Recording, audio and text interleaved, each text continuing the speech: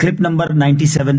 انشاءاللہ اس میں آپ قرآن پاک کی سورہ بقرہ کی آیت نمبر 278 سے 280 کی تلاوت، ترجمہ اور تفسیر قرآن سنیں گے۔ بسم اللہ الرحمن الرحیم۔ ترجمہ: اللہ کے نام سے شروع جو نہایت مہربان رحمت والا ہے۔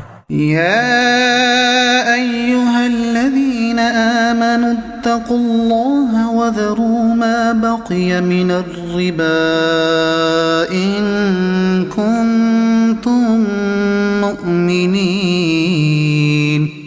ترجمہ: اے ایمان والو، اگر تم ایمان والے ہو تو اللہ سے ڈرو اور جو سود باقی رہ گیا ہے اسے چھوڑ دو۔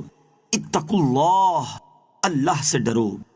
اس آیت میں ایمان والے کہہ کر مخاطب کیا اور ایمان کے ایک اہم تقاضے یعنی تقوی کا حکم دیا، پھر تقوی کی روح یعنی حرام سے بچنے کا فرمایا، اور حرام سے بچنے میں کبیرہ گناہ سود کا تذکرہ کیا۔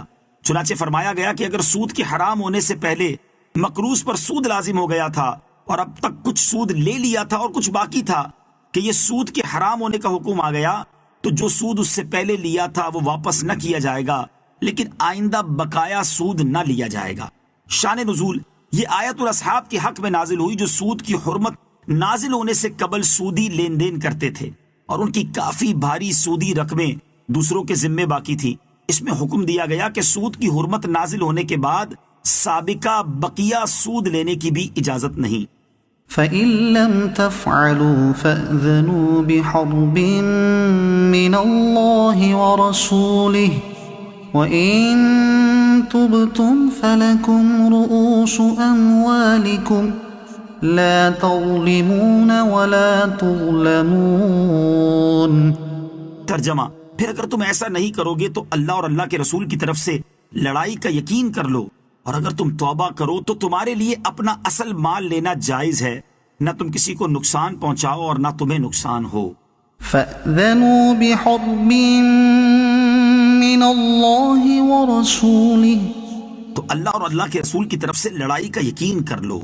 سود کی حرمت کا حکم نازل ہو چکا، اس کے بعد بھی جو سودی لین دین جاری رکھے گا وہ اللہ تعالیٰ اور اس کے رسول صلی اللہ تعالیٰ علیہ وآلہ وسلم سے جنگ کا یقین کر لے۔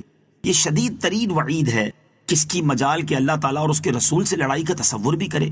چنانچہ جن اصحاب کا سودی معاملہ تھا انہوں نے اپنے سودی مطالبات چھوڑ دیے اور عرض کیا کہ اللہ اور اس کے رسول صلی اللہ تعالیٰ علیہ وآلہ وسلم سے لڑائی کی ہمیں کیا تاب۔ یہ کہہ کر وہ تائب ہو گئے۔ لیکن آج کل کے نام نہاد مسلمان دانشوروں کا حال یہ ہے کہ وہ توبہ کی بجائے آگے سے خود اللہ تعالیٰ کو اعلان جنگ کر رہے ہیں اور سود کی اہمیت و ضرورت پر کتابیں، آرٹیکل، مضامین اور کالم لکھ کر ورق سیاہ کر رہے ہیں۔ دو گناہوں پر اعلان جنگ دیا گیا۔ خیال رہے کہ دو گناہوں پر اعلان جنگ دیا گیا ہے۔ نمبر 1 سود لینے پر، جیسا کہ یہاں آیت میں بیان ہوا۔ نمبر 2 اللہ تعالیٰ کے ولی سے عداوت رکھنے پر، جیسا کہ بخاری شریف میں حضرت ابو ہریرہ رضی اللہ تعالی عنہ سے مروی ہے کہ تاجدار رسالت صلی اللہ تعالی علیہ وآلہ وسلم نے فرمایا، اللہ تعالیٰ ارشاد فرماتا ہے جو میرے کسی ولی سے عداوت رکھے تو میں نے اس سے جنگ کا اعلان کر دیا۔ وَإِن تُبْتُمْ، اور اگر تم توبہ کرو۔ ارشاد فرمایا کہ اگر تم توبہ کرو تو جو تمہارا اصل دیا ہوا قرض ہے وہ لینا تمہارے لیے جائز ہے اور اس کا مطالبہ کر سکتے ہو۔ اس سے معلوم ہوا کہ سود حرام ہونے سے پہلے جو سود لیا گیا وہ حلال تھا، وہ رقم اصل قرض سے نہ کٹے گی بلکہ اب پورا قرض لینا جائز ہوگا۔ لا تظلمون ولا تظلمون۔ نہ تم کسی کو نقصان پہنچاؤ اور نہ تمہیں نقصان ہو، یعنی نہ تو مقروض سے زیادہ لے کر اس پر تم ظلم کرو اور نہ اصل قرضے کی رقم سے محروم ہو کر خود مظلوم بنو۔ ظلم کو ختم کرنے کی کوشش کی جائے۔ یہ آیت اگرچہ سود کے حوالے سے ہے لیکن عمومی زندگی میں بھی شریعت اور عقل کا تقاضا یہ ہے کہ نہ ظلم کیا جائے نہ ظلم برداشت کیا جائے، یعنی ظلم کو ختم کرنے کی کوشش کرنی چاہیے۔ ظلم کو برداشت کرنا ظالم کو مزید جری کرتا ہے۔ ہاں، جہاں عفو و درگزر کی صورت بنتی ہو وہاں اسے اختیار کیا جائے۔ شریعت کا قاعدہ ہے لا ضرر ولا ضرار، نہ نقصان پہنچاؤ اور نہ نقصان برداشت کرو۔ وَإِن كَانَ ذُو عُسْرَةٍ فَنَظِرَةٌ إِلَى مَيْسَرَةٍ وَأَن تَصَدَّقُوا خَيْرٌ لَكُمْ إِن كُنتُمْ تَعْلَمُونَ۔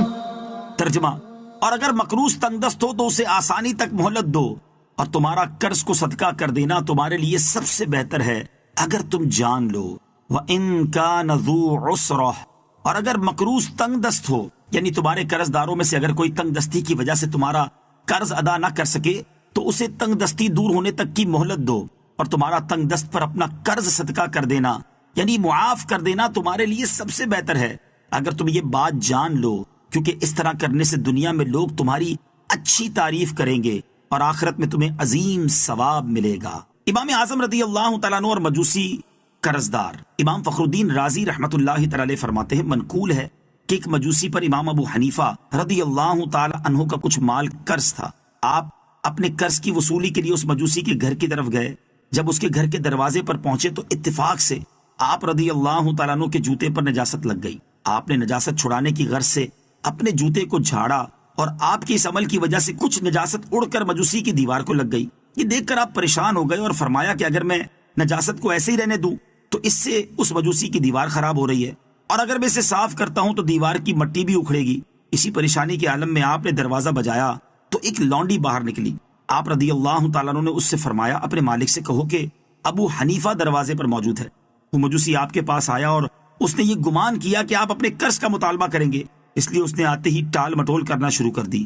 امام اعظم ابو حنیفہ رضی اللہ تعالیٰ عنہ نے اس سے فرمایا، مجھے یہاں تو قرض سے بھی بڑا معاملہ درپیش ہے۔ پھر آپ نے دیوار پر نجاست لگنے والا واقعہ بتایا اور پوچھا کہ اب دیوار صاف کرنے کی کیا صورت ہے۔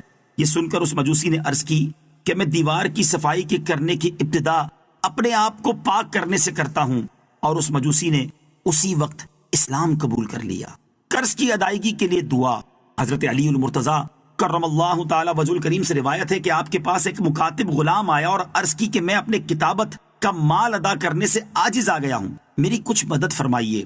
آپ کرم اللہ تعالی وجہ الکریم نے فرمایا کہ میں تجھے وہ کلمے نہ سکھا دوں جو مجھے رسول کریم علیہ الصلوۃ والسلام نے سکھائے تھے، اور ان کلمات کی برکت یہ ہے کہ اگر تجھ پر پہاڑ برابر بھی قرض ہو تو اللہ تعالیٰ تجھ سے ادا کرا دے۔